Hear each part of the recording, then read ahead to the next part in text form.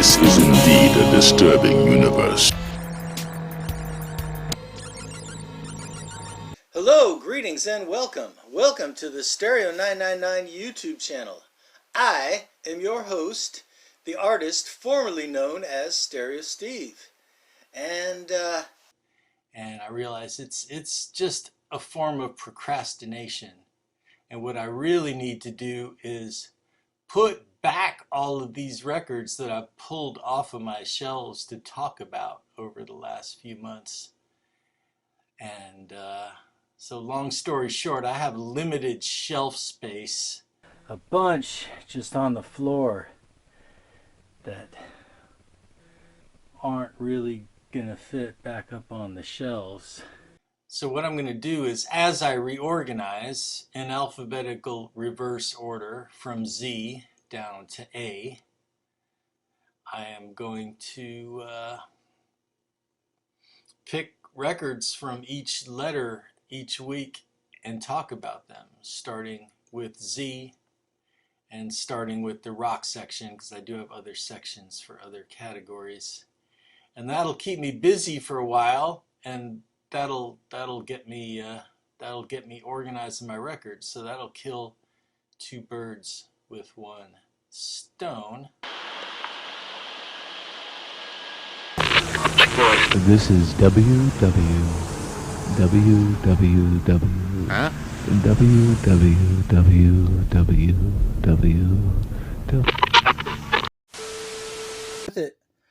This is Nighthawks at the Diner by Tom Waits. And this is the double live album from 1975.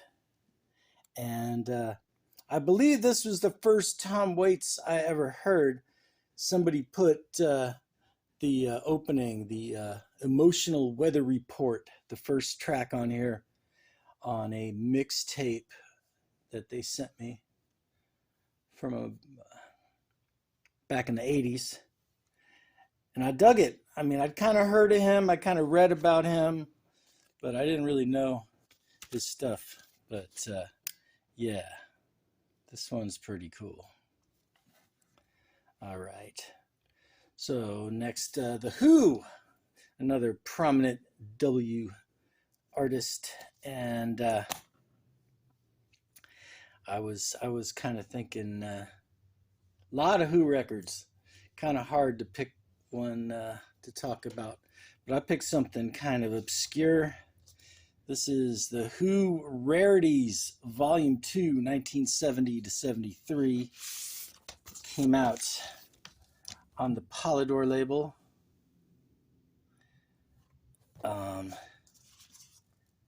In England it came out. It didn't come out in America.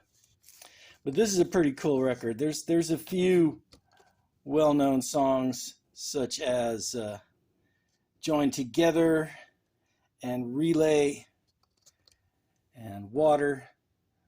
But there's some rare B-sides, such as Don't Know Myself, which was the B-side of Won't Get Fooled Again, short version 45. Heaven and Hell, which was the B-side of Summertime Blues and is a great John Entwistle song. And Wasp Man, which is a pretty nutty song. Special Price, this sticker is removable, and I kind of tried to remove it, but then it got kind of like it was going to take some of the cover off with it. So they're lying to you. They're lying to you. And leave the sticker on there. This is Window Pane Industries. Your Landmine is My Oasis, 5 years in geologic time. And this is my project. I pressed this. I pressed a bunch of vinyl copies of this in 1996 and kind of threw them out the window to see where they would land. And they landed in some weird places. And, I made this little collage work and stuff. But I'm just going to show you a couple of variants. If you were to see this record in the wild, this cover would be blue instead of black, and it would just be loose and not glued onto the cardboard. But if you find one with the black cover and it's glued to the cardboard, there are only 40 copies that are like that. And most likely, I gave one of these to one of my friends, and they turned out not to be my friend because they sold it, and that's why you found it with the black cover. Also, if you find one with this cover, which is kind of a better cover than what I went with this flyer here. This is a test pressing, and there was only like 13 of these with this flyer. So yeah, you want a rare copy of a record nobody cares about, there you go. All right, this is Wendy and Carl, Drawings of Sound, one of their early records from 1996, and they were from Michigan.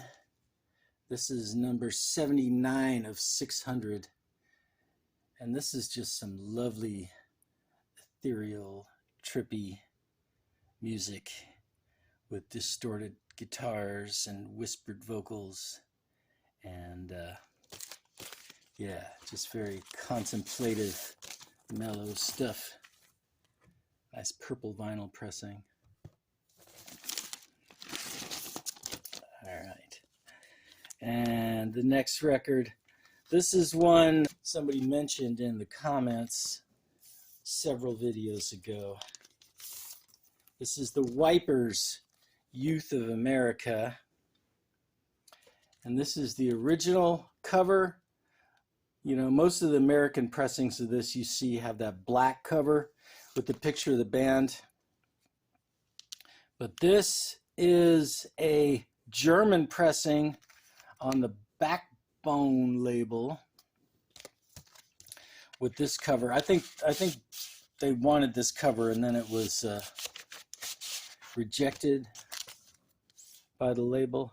I think I'm looking for information about the cover art, and I'm not seeing it on here. Issued under distribution, it was with Park Avenue Records, Seattle. But anyway, yeah, this is the German pressing of Wipers, Youth of America with this cover. Okay, next one is kind of obscure. This is a band called White Glove Test, and the record is called Look. And this is some late 80s kind of new wave stuff out of the Los Angeles area on the Nate Starkman and Son label, Fundamental Music, and produced by Philip Drucker, engineered by Ethan James at Radio Tokyo, 1986. And this band, White Glove Test, was kind of part of the Savage Republic, 17 Pygmies continuum, because it looks like Bruce Leisher designed the album cover, and some other people kind of connected to that circle of musicians participated in the making of this record. But yeah, this one is pretty obscure and turns up for cheap. If you like bands like Four Against, you will dig this record.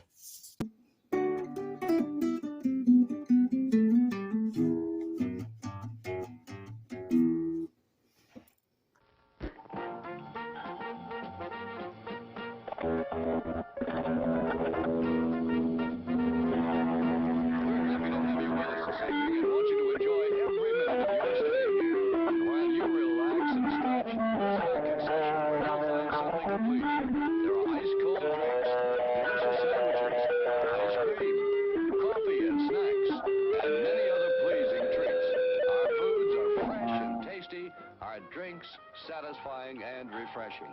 They're so good. Hey, Kool-Aid! Oh yeah, crash, bang, boom, bam, Kool-Aid wipes out thirst for you. Oh, yeah!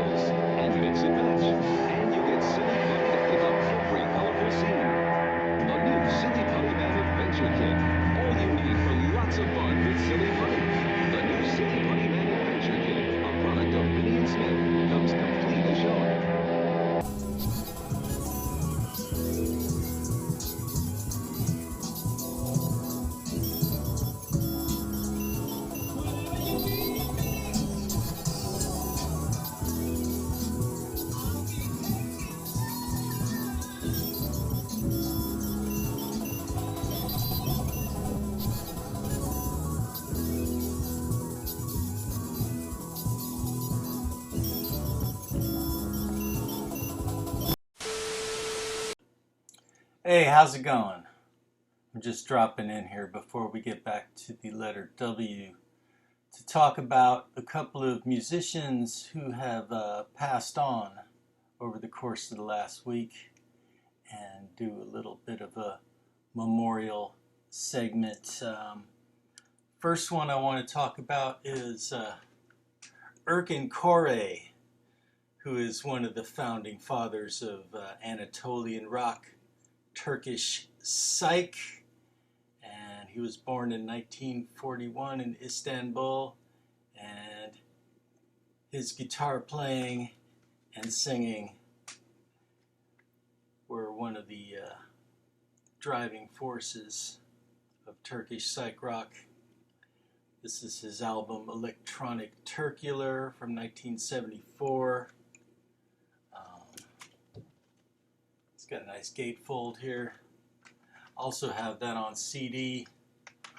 And in 2011, the Sublime Frequencies label made a best of Erkin Koray, and he actually did a signing at the legendary Aquarius Records here in San Francisco, and I've got this best of Erkin Koray CD autographed.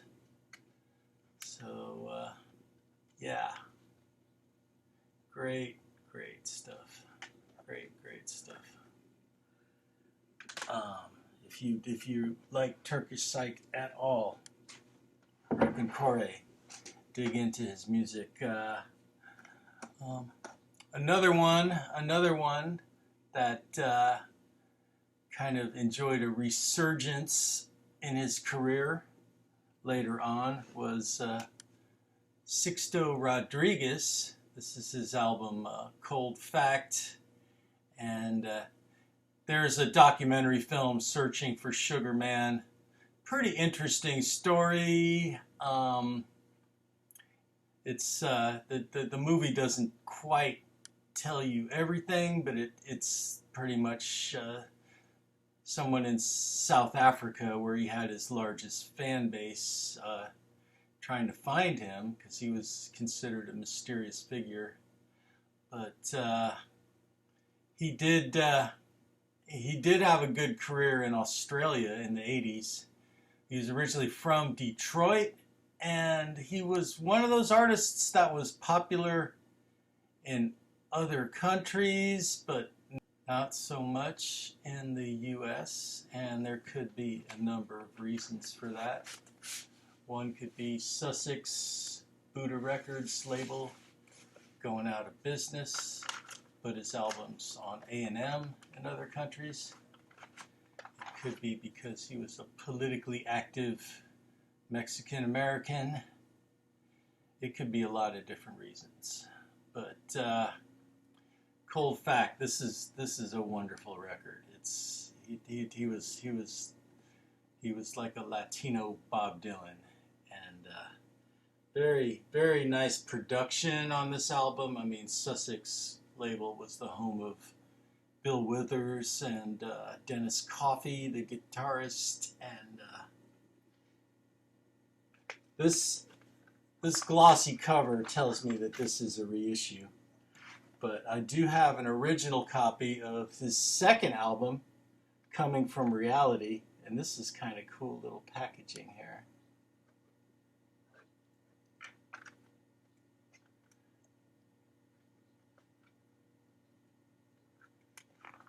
But I got to see him live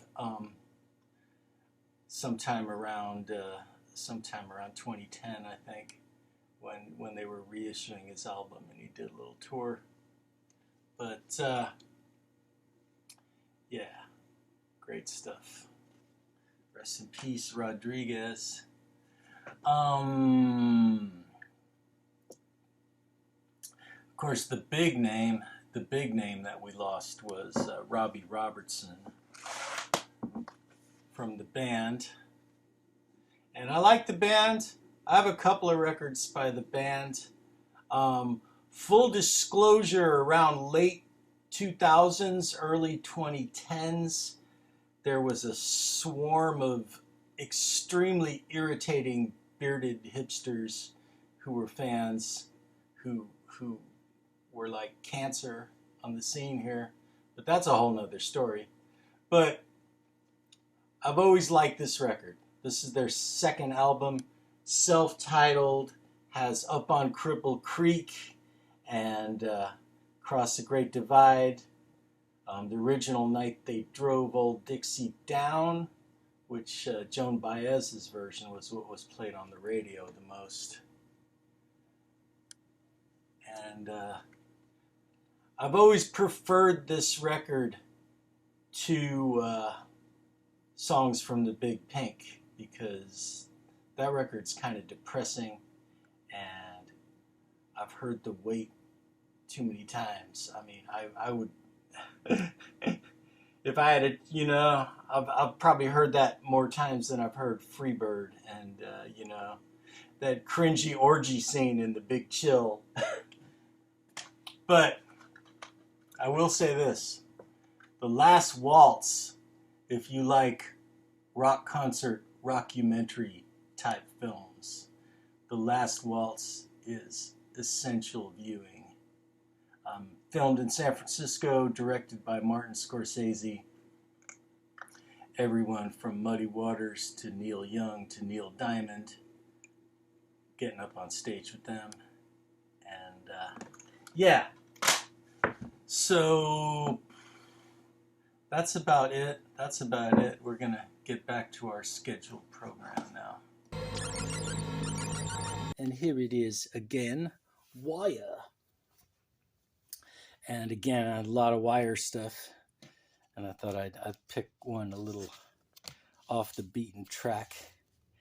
This came out, I think, in 1980. Yeah, this came out in 1984.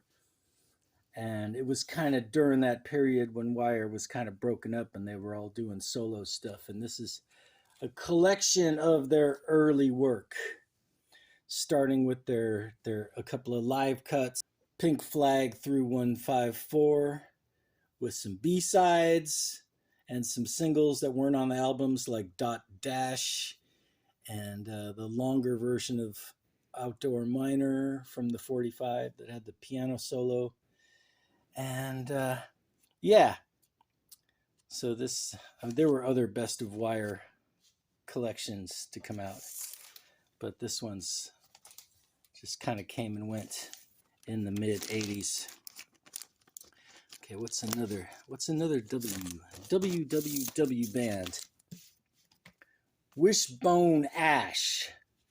And yeah, they were English hard rock, maybe kind of leaning towards prog. And this is a good record. Some people kind of lean more towards Argus, but I lean more towards Pilgrimage and their first album. This is on MCA. I think the OGs were on Decca. But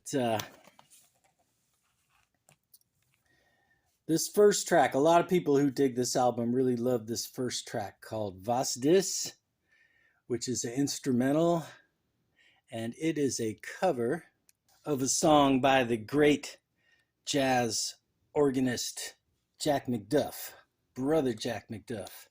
And the original version of that song is on this Brother Jack Live at the Jazz Workshop. Just wanted to drop that in there. It's another psych rock record that a lot of people dig. This is called The Wizards from Kansas. And this is a reissue. They kind of replicate the original Mercury orange label. But it's a nice record. It's a nice record. Thing is, if you're expecting like a total shredding brain melter, that's not what you're going to get. But if you want a nice record from the psychedelic era, nice cover of High Flying Bird and Codine, and just a good solid 60s rock record, then yeah, Wizards from Kansas. It's not going to be on my top 10 most listened to records, but when I do listen to it, it's always a good time. All right. Stevie Wonder, Talking Book. Again, a lot of people are going to steer more towards songs of the key of life, which is great, but it's kind of too much. 2.5 records, you know, it could have used a little bit of editing. I mean, I'm not going to argue with anybody who says it's his masterpiece, but when I pull out Stevie Wonder to listen to, it's more likely going to be Talking Book. It's got Superstition, and You Are the Sunshine of My Life, Big Brother, and Maybe Your Baby, and I Believe When I Fall in Love, It Will Be Forever, which was used to great effect in the movie High Fidelity. And this is the OG copy that has the Braille on it. So, yeah, it's kind of cool. All right, a couple more W's here. Wooden Ships, San Francisco Bay Area, heavy, fuzzed out, hypnotic, psychedelic band. And this Wooden Ships Volume 1 is a collection of their early singles, including the 10-minute long Shrinking Moon for You, which was originally on a 10-inch, and it's on the Holy Mountain label. Yeah, Wooden Ships, and then their other project, Moon Duo.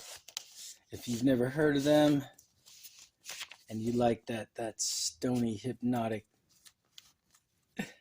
late 2000s psychedelic sound, check them out. Okay. Here's another semi-psychedelic record. This is semi-psychedelic soul. This is Brenton Wood with Bookum, Bookum, Bookum, Bookum, Bookum, my baby. It's also got his other hit, Give Me a Little Sign. But here is where the semi-psychedelic part comes in. He was on the Double Shot record label, which was the same label that Count 5 Psychotic Reaction was on. And he does a cover of Psychotic Reaction. And since it's on the same label, it's actually the same backing track as Count 5 Psychotic Reaction, but with some keyboards and Brenton Wood's vocals overdubbed. Last but not least, Link Wray and the Rayman. And this is a reissue. Link Wray and the Rayman on Epic Records. And of course, he is famous for one of the first like distorted guitar instrumentals that was actually banned by some radio stations in the 50s, the song Rumble, because the distortion just sounded too juvenile, delinquent for the Cunninghams.